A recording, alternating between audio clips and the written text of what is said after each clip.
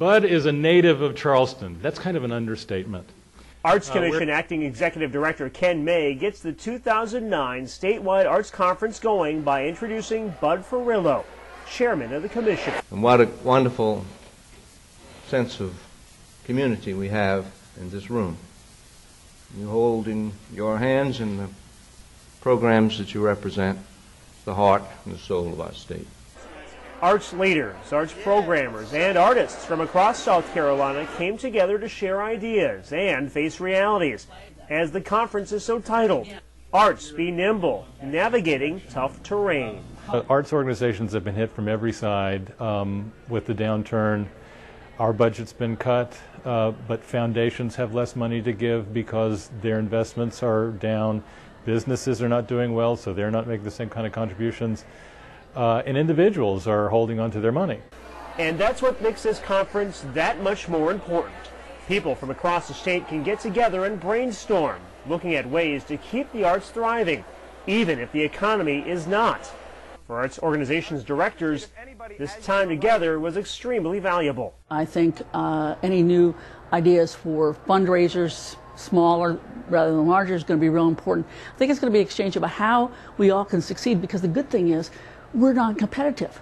So, you know, if I'm talking to someone from Greenville or I'm talking to someone from Camden, if they've got an idea, I can use it. If I have ideas, they can use it. And speaking of ideas, this guy will sure get you engaged. And it's going to be challenging, so I'm going to narrow it from 3 to 2. He's David Bradley of the National Constitution Center in Philadelphia. The session got people to go into small groups and tap their inner creativity, an exercise to hopefully engage themselves and audiences.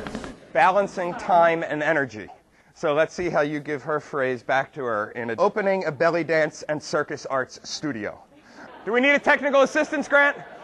And perhaps the biggest challenge the arts community faces is more than just putting license plates on cars. It's getting people involved, not just coming to events, but really feeling a sense of ownership in the arts. We should be looking at opportunities to change the dynamics of the ways that we invite people in, connect to them, and keep in touch with them between performances.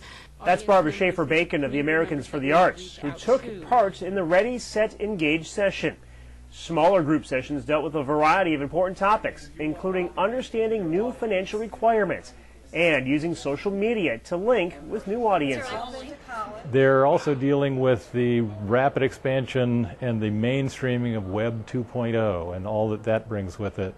And we have some information about that at this session, how to be represented and get your message across in the virtual environment. In the end, arts consultant and keynote speaker Morenga Hunt reflected on an arts career that has been built on developing ways to connect with communities through the arts. Does the work we do have relevance to us and others? Does it have meaning? And does it have value? And if so, how do we know? Mr. Hunt, who has worked in the States and abroad, challenged this group to look at all forms of art to make sure potential audiences are not being ignored. Don't be limited to the ways that are keep us in our comfort zones, because we may be practicing the arts or trying to engage people in the arts in ways that no longer fit the 21st century, when young people are using YouTube to create artistic films.